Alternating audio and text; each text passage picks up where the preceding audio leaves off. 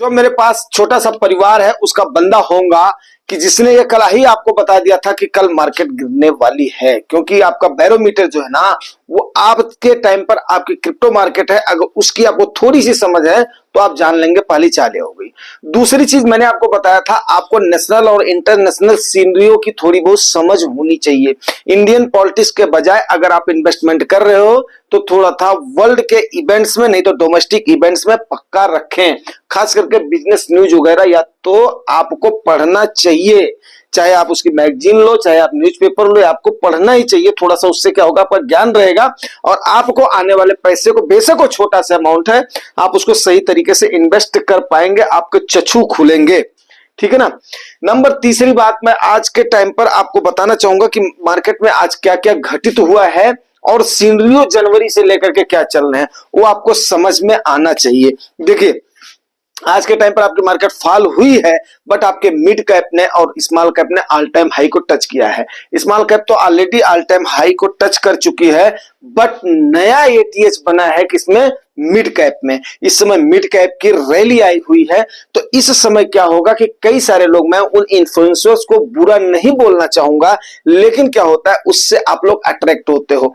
कभी भी आप देखना कि अगर जब ऑल टाइम हाई पर कोई भी इंडाइसेस हो तो उसमें क्या करना चाहिए, हमें बिल्कुल छोटे छोटे अमाउंट में इन्वेस्ट करना चाहिए। लेकिन हम क्या गलती कर देते हैं कि बल्क पैसा वहीं पर ही लगा देते हैं। जो इंडाइसेस कम परफॉर्म कर रहे हैं, आपका बल्क पैसा वहां पे लगना चाहिए।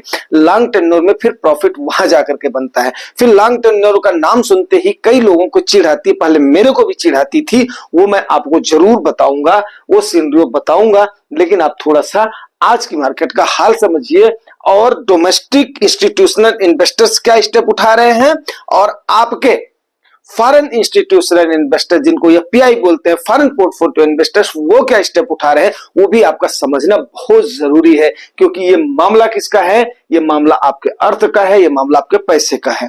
तो दोस्तों आपके मिड कैप ने fresh all time high touch किया है। निफ्टी में आपके 150 पॉइंट के आसपास गिरा है।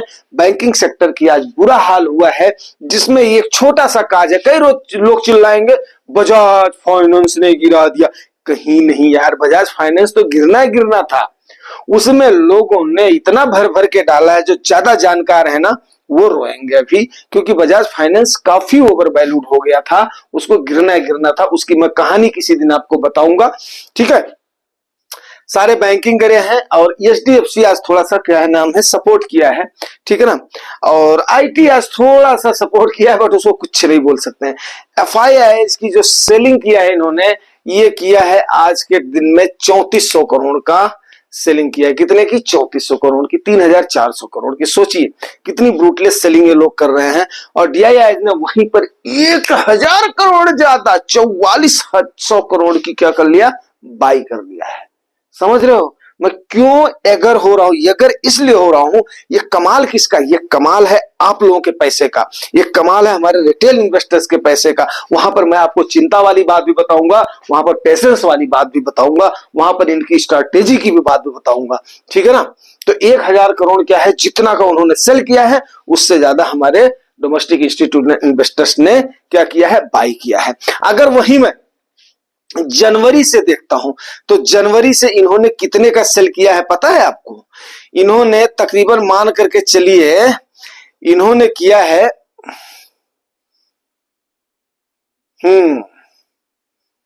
जनवरी से मैंने इसको किया हुआ था, डाटा मैंने नोट किया था। 80,000 करोड़ रुपए का इन्होंने क्या कर दिया, जनवरी से इन्होंने सेलिंग कर दिया है। थोड़ा सा टाइम जरूर लगा है, क्योंकि ये डाटा कलेक्ट करने में हमें थोड़ा सा आज वो लगा था कि आप लोगों को बताऊं। लेकिन वहीं पर ही तकरीबन 1 बिलियन करोड़ के आसपास क्या किया है हमारे डोमेस्टिक इंस्टीट्यूशनल इन्वेस्टर्स ने, उसको बाई कर लिया है।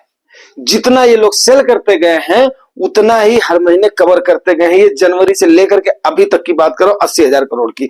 तो आप ये मान करके चलिए, ये डाटा थोड़ा सा मुझे आपके दिमाग में रखना बहुत जरूरी है, क्योंकि इससे आपके चक्षु खुलेंगे कि क्या चल क्या रहा है, आखिर में सीन क्या चल रहा है, वो आपको क्लियर होना ही चाहिए। ठीक है ना, क्योंकि ये डाटा मैं इसलिए कभी कभी रखता हूं आपके पास कि ये जो होते हैं ना, ये आपको हो क्या रहा है ये ग्लैंस में आपको बताना बहुत जरूरी होता है, ठीक है ना। तब जाकर के आप 2 साल 4 साल 5 साल में फिर एक उस टाइप के इन्वेस्टर बन पाओगे कि आप भांप जाओगे मुझे कहां लगाना है कैसे लगाना है, ठीक है ना। तो अभी ये क्या कर रहे हैं, एवरेज अगर देखो तो 4 महीने में इन्होंने 80,000 के आसपास किया, तो 20,000 से 25,000 करोड़ पर मंथ के आसपास या क्या कर रहे हैं, सेल कर रहे हैं, ठीक है ना।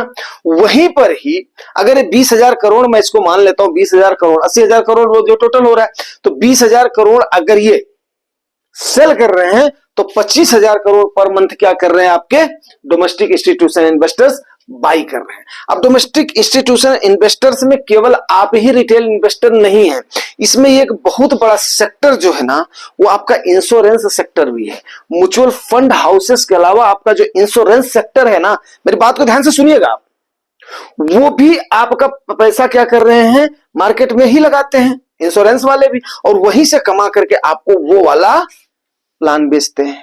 अगर आपने उसमें टर्म प्लान लिया है तो दैट इज गुड, लेकिन कहीं आपने गलती से अगर लिंक्ड प्लान ले लिया किसी एजेंट के चक्कर में आकर के, तो समझिए कि आपने बंटा ढार कर दिया है। और मैं हमेशा आपको अवॉइड करता हूं। मेरे पास एक आई थिंक कि प्रदीप कुमार महतो करके इन्वेस्टर थे, उन्होंने एक बार बताया था सर मैं बुरी तरीके से फंस गया हूं, उनको मैंने बताया था कि आप उसका डिटेल भेजिएगा फिर उसके बाद में मैं कोई राय दे पाऊंगा। उन्होंने मेरे से ऐसे बर्बल, आपको पता है मैं बर्बल कोई सजेशन नहीं देता हूं, जब तक आप सही तरीके से अपने क्वेश्चन को जेन्युइन तरीके से नहीं बोलोगे, जब तक मैं उसका डाटा नहीं निकालूंगा तब तक मैं आपको कोई रिप्लाई नहीं देता हूं। रिप्लाई आपको सही मिलती है, लेकिन आपका जब प्रश्न बिल्कुल एकदम से एक्यूरेट रहता है तब जाकर के रिप्लाई देने में मजा आता है, समझ गए। तो इतना पर मंथ का आपके डीआईआई क्या कर रहे हैं, बाई कर रहे हैं। अब आप बोलेंगे कि सर इसमें फिर हमारा क्या स्ट्रगल है, हमारा जो इन्वेस्टमेंट है। देखो यार अभी मिड कैप का क्या है, ऑल टाइम हाई चल रहा है, तो मिड कैप का कई सारे लोग, अब उनकी मजबूरी है, अब जितनी जिसकी समझ होती है वो उतनी नॉलेज का डाटा आपको परोसते हैं, इसमें कोई भी दो राय नहीं है, ठीक है ना। अब वो आपको परोसने की कोशिश तो करते हैं, अब वो क्या करेंगे, वो 10 सालों का डाटा निकाल करके आपको मिड कैप का 2-4 फंड का आपको परोसने की कोशिश करेंगे। लेकिन वहां पर क्या है कि आपको इतने दिन में, तो जो जुगानी टॉक्स के व्यूअर हैं आपको अच्छे से समझ में आ गया होगा आपका लार्ज कैप का फंड क्या है, वो लगभग एवरेज कितना 1-2% के अप डाउन को छोड़ दीजिए, वो लगभग कितना आपको रिटर्न देते हैं, मिड कैप आपको कितना रिटर्न देते हैं, और उसके बाद में स्मॉल कैप कितना देते हैं, ठीक है। अभी मैं मान लिया 16 से 17% आपको बताता हूं, मिड कैप आपको तकरीबन इतना देते हैं, ठीक है ना। 15 से 17 मैंने बताया होगा कि तकरीबन आपको इतना परसेंट रिटर्न देते हैं। अब वो 18 या 20 के आसपास हो गया होगा, तो मान लिया 2-3% तो यार फ्लक्चुएट हो जाता है। सपोज करो इस समय जो इस 10 साल में रैली आई है, तो अगले 10 साल में हो सकता है इतनी रैली ना आए, तो 3% का मार्जिन आप ले करके चलिए कि उतना आएगा। आपको मैं एक बात बताऊं कि तकरीबन जो पिछले 10 साल में देखा गया है, वर्स्ट परफॉर्मिंग जो आपका फंड है लार्ज कैप का, उसने तकरीबन 3 गुना, वर्स्ट परफॉर्मिंग की मैं बात कर रहा हूं, वर्स्ट परफॉर्मिंग फंड जो है ना उसने तकरीबन 3 गुना आपके फंड को बना करके कर दिया है। कितना भी वर्स्ट परफॉर्मिंग फंड हो लार्ज कैप का, जो कि बिल्कुल सेफ एंड सिक्योर माना जाता है, तकरीबन जो है इक्विटी के अंदर सबसे सेफर कौन सा इन्वेस्टमेंट माना जाता है, रिस्क तो उस पर भी है लेकिन लार्ज कैप का फंड ही माना जाता है, जो कि मैक्सिमम 70% तक इस पर होती है, ब्लू चिप कंपनियों में इन्वेस्टेड होती है। वहीं मिड कैप और स्मॉल कैप की अगर मैं बात करूं तो उन्होंने तकरीबन 5 से 6 गुना उन्होंने आपके पैसे को बनाया है मिड और स्मॉल ने, जो कि पिछले 10 साल की मैं बात कर रहा हूं, ठीक है ना। तो अगर वहीं पर आपने 10 लाख रुपए लार्ज कैप में किसी लगाए होंगे तो 30 लाख रुपए वो आपका दिख रहा होगा, लेकिन उस समय आपके पास 10 लाख तो नहीं रहा होगा। तो मैं आपको 1 लाख का एग्जांपल देता हूं, अगर आपने 10 साल पहले 1 लाख रुपए आपने डाला होगा, देखो यार उस समय 1 लाख रुपए, आज जो 10 लोग बोल रहे हैं कि 10 इजिली में लगा दूंगा, उस समय 1 लाख रुपया 10 साल पहले इकट्ठा कर पाना, इन्वेस्ट कर पाना, वो एक मिडिल क्लास के लिए बड़ी बात होती थी, सीधी सी बात है।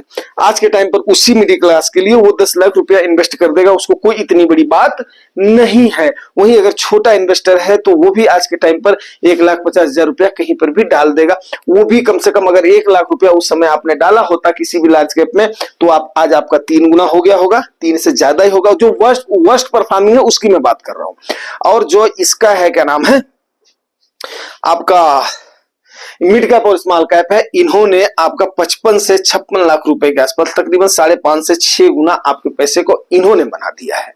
तो ये मान करके चलिए ये है ताकत किसकी, इक्विटी की, जो कि महंगाई को बीट करने की काफी ज्यादा एक सक्षम रखती है। तो अगला जो फंड टॉप परफॉर्मिंग फंड आज की डेट में आपने अगर लिया हुआ है वो हो सकता है वर्ल्ड पर वर्स्ट परफॉर्मिंग हो जाए अगले 10 सालों में, तो तकरीबन मान करके चलो 5 से 6 गुना नहीं तो 4 गुना तो बन जाएगा, 3 गुना नहीं तो 4 से 5 गुना तो बनना ही बनना है, इसमें कोई भी संदेह नहीं। अगर मिड कैप और स्मॉल कैप में आप रिस्क ले रहे हो, 10-10 गुना तक टॉप परफॉर्मिंग फंड ने जो बनाया है। लेकिन मान लिया अगर खुदा न खास्ता वो फंड अगर मान लिया लेस परफॉर्मिंग हो गया, तो लेस परफॉर्मिंग होगा तो भी इक्विटी है तो लगभग इतना बनेगा। तो ये आपको आज हमारा बताने का ये है। अब अगला ये होता है कि क्या मार्केट पेनफुल होने वाली है आने वाले समय में, ये आपके सोचने वाली बात है। अब थोड़ा सा सब्जेक्ट पर बात कर लेते हैं। तो आने वाले समय में मैं ऐसा क्यों बोल रहा हूं कि मार्केट पेनफुल होने वाली है। मार्केट इसलिए पेनफुल होने वाली है यार कि देखो अमेरिका की हालत नियर भविष्य में ऐसा नहीं लग रहा कि दिसंबर तक वो लोग रेट को इंक्रीज करेंगे, और यूएस के बेस पर ही मैंने आपको बताया था कि आज की मार्केट गिरेगी। अब हमारे तो ठीक है ना, आदरणीय आरबीआई के गवर्नर शशिकांत साहब ने तो बोल दिया था हम तो किसी को फॉलो नहीं करते हैं, लेकिन उसके दूसरे दिन हमने आपको साबित कर दिया था कि यस अगर यूएस मार्केट गिर रही है तो कल गिरेगी, ऐसा नहीं है, फॉलो नहीं करेंगे। आज के टाइम पर ग्लोबल विलेज है। देखिए आईटी सेक्टर जो हमारे यहाँ का 2021 का अहम सेक्टर था, 2 साल से उसके रिटेल इन्वेस्टर अक्टूबर नवंबर दिसंबर 2021 के बाद से इंतजार कर रहे हैं। जैसे स्वाति नक्षत्र का इंतजार कौन करता है, चातक पंछी, चातक होता है चेतक पंछी होता है, चातक पंछी मेरे ख्याल से, ठीक है ना, वो इंतजार करता है कि एक बूंद स्वाति नक्षत्र का अगर गिर जाए तो उस समय वो क्या करता है, उस बूंद को ग्रहण करता है और उससे उसके यज्ञ पैदा होते हैं। तो वो जो उसी चातक के भांति आज आपके आईटी सेक्टर के फंड वाले इंतजार कर रहे हैं। बट डेफिनेट है जब यूएस की हालत सुधरेगी तो पक्का है कि नास्डॉक सुधरेगा तो आपका आईटी सेक्टर पक्का सुधरेगा, इसमें कोई भी दो राय नहीं है। बट अब आने वाले समय में अब ऐसा तो है नहीं, अगर यूएस और यूरोप अपने यहां पर रेट को कट नहीं कर रहे हैं तो अपने पैर में कुल्हाड़ी इंडिया भी नहीं मारेगी। लेकिन अगर सरकार गिरने के बाद में जनता का दबाव, सरकार गिरने के बाद बोल रहा हूं, सरकार बनने के बाद में, नई सरकार फॉर्म होने के बाद में, गठन होने के बाद में अगर इस प्रकार के सिनेरियो आते हैं और कहीं पर भी थोड़ी सी गड़बड़ी होती है तो जाहिर सी बात है रिटेल इन्वेस्टर्स पर थोड़ी सी गाज गिरेगी। पहला नंबर एक तो यह हो गया। दूसरी चीज क्या है कि जब इस प्रकार के सिनेरियो में क्या होता है कि जब हमारी मार्केट जैसे मिड कैप ने ऑल टाइम हाई ले लिया, बात को समझिएगा कि मार्केट पेनफुल होने वाली क्यों बोल रहा हूं। कई सर्कमस्टेंसेस होते हैं तब जाकर के मैं किसी एक सब्जेक्ट पे बात करता हूं, जब तक उसके 3-4 आंकड़े नहीं होते हैं तब तक बात करने का मजा नहीं आता है फिर, ठीक है ना। और ठीक है आईपीएल चल रहा है, लोग उसमें बिजी हैं, तब भी क्या है काम भर का आप लोग उसको अप्रिशिएट कर रहे हैं, that is much enough for me, ठीक है ना, that is much enough for me, क्योंकि जितना है उतने में ही खुश रहो, अच्छी बात है, ठीक है ना। एक ना एक दिन तो सबको समझ में आना ही आना है। तो अब मैं बात कर रहा हूं इस पेनफुल वाले बात की, तो वहां पर क्या हो रहा है कि जैसे हमारी मार्केट क्या हो रही है ना कि लोगों से थोड़ा सा अलग जा रही है मीन्स आज आपको थोड़ा ऐसा लग रहा होगा ये बार बार उसी रेंज में कंसोलिडेट हो रही, उसी रेंज में आप हो रही, न ज्यादा कंसोलिडेट हो रही है न ज्यादा आप जा रही है। तो अब जब ये वहां पर हो रही है तो समझिए कि ये क्या दे रही है, प्रॉफिट के मोड पर है, पैसे आकर के लगते जा रहे हैं। फॉरेन इंस्टीट्यूशन इन्वेस्टर्स क्या कर रहे हैं, वो वहां पर जाकर के अपने पैसे को निकालते जा रहे हैं। फिर क्या होता है, एक बार जैसे 10% तक फॉल होगी, सपोज करो 10% फॉल होगी तो वो वहां पर क्या करेंगे, अपनी पोजीशन बना लेंगे FIH। आप क्या करेंगे, ठीक है उसको ज्यादा गिरने नहीं दे रहे हैं आप, लेकिन वो क्या करेंगे वहां पर आकर के पोजीशन बना लेंगे जब हम देखते रहेंगे। इसलिए हमने पार्ट में इन्वेस्ट भी करते रहना है और प्लस अगले अपॉर्चुनिटी को जैसे फॉल होता है हमने तैयार भी रहना है। बेशक जो ठीक है, अब यार वीडियो ज्यादा लंबा हो रहा है, फिर उसके बाद में किसी दिन अभी करेंगे तो ठीक है ना, ज्यादा लंबा हो जाता तो आप लोग बोर होते आएंगे। फिर आपको स्ट्रेटेजी जरूर बताऊंगा उस समय आपको क्या करना है, और फिर देखिएगा 1 डिकेड तो हमने आपसे मांगा हुआ है। उम्मीद करता हूं यार आपको ये जानकारी, ये मेहनत जरूर आपको प्रोत्साहित करेगी इन्वेस्टमेंट के लिए। अगर आप इन्वेस्टमेंट करते हो तो आपका भला होगा, आपके बच्चों का भला होगा, आने वाली पीढ़ी का भला होगा, आपके परिवार का भला होगा। और अगर आपका इतने भले के बारे में मैं सोच रहा हूँ तो थोड़ा सा आप भी करो, शेयर एंड सब्सक्राइब करो। Thank you.